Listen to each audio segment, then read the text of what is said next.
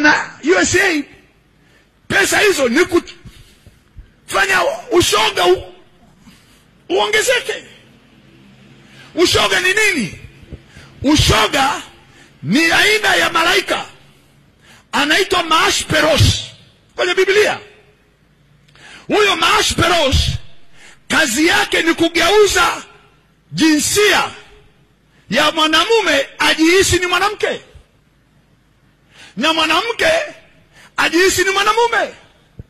Sasa sasa hii usagaji na ushoga sio issue sana, watu wanajisifia, imeenda extremist mpaka sasa mwanamke anakula dawa, maziwa kifuani yanaisha, anajiondoa kwa kufanyiwa operation, maeneo yake ya uke anavaa ya ume, alafu mwanamume anavaa ya mke. Sodoma haijawahi kuwa hivyo.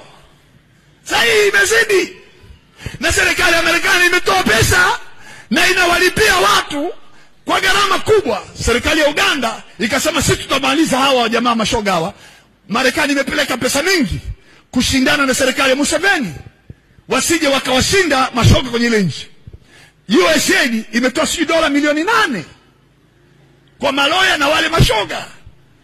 Kwa nini? Sio kwamba wale ni binadamu kama wewe. Nyie mnasikia, unajua tuwaombee tu, hawaombewagi. Wale ni wana wanaki, wanataka kuishika dunia, mbegu ya Mungu ndani ya wanadamu isiwepo. Na ndio wanachokifanya kwa sehemu kubwa, na wamefaulu kwa sababu kanisa limelala. Tumechelewa mno. Kazi yetu tu ni kuwaambia watu utabarikiwa, pokea milioni, wanafurahia. Na wahubiri kukusanya sadaka, wanunue magari na manyumba, watembea barabarani, wana mabodyguard. Uuni huo.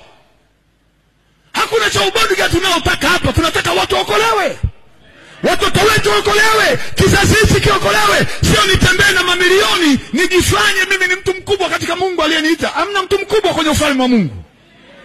Biblia inasema atakaye kuwa mkubwa shati awe mdogo na mtumwa wote. Sasa hivi hawataki hiyo. Na ukiwaona hawataki hiyo, maana yake sio wale walioitwa na Kristo. Ai. Angalia jirani yako, mwambie tuko mahali pabaya. Ndugu zangu, shetani anafanya kazi sasa hivi kwa nguvu kuliko unavyofikiria. Wewe una hela, mwenzako anapewa hapa, mwaribu mtoto wako. Na ujui mwanao hana kazi, hana mtu wa kumsponsor kwenda chuo kikuu. Anapataje kwa ajili ya kumsaidia apate sponsor? Wanamjia haraka, wanamwambia tutakusaidia. Na wakimweza mara moja wanamfanyia finishing, haizi kubalika tena. Wako kila kona, wana wanaki. Wamejaa. Wako kila eneo, sio Tanga peke yake. Dunia nzima sahihi. Halo? Watu wa Mungu mpo pamoja na mimi? Wakristo tumelala sana.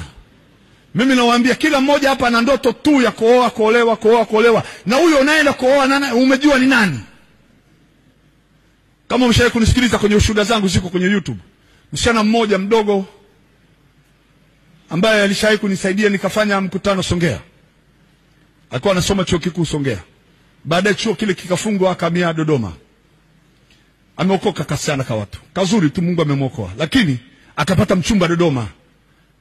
Na anajua kabisa mimi ni kama baba wake akiroa, akaniambia dadi, nimepata mchumba. Nashukuru Mungu amenipa mchumba. Nikamwambia njoo mlete nimuone.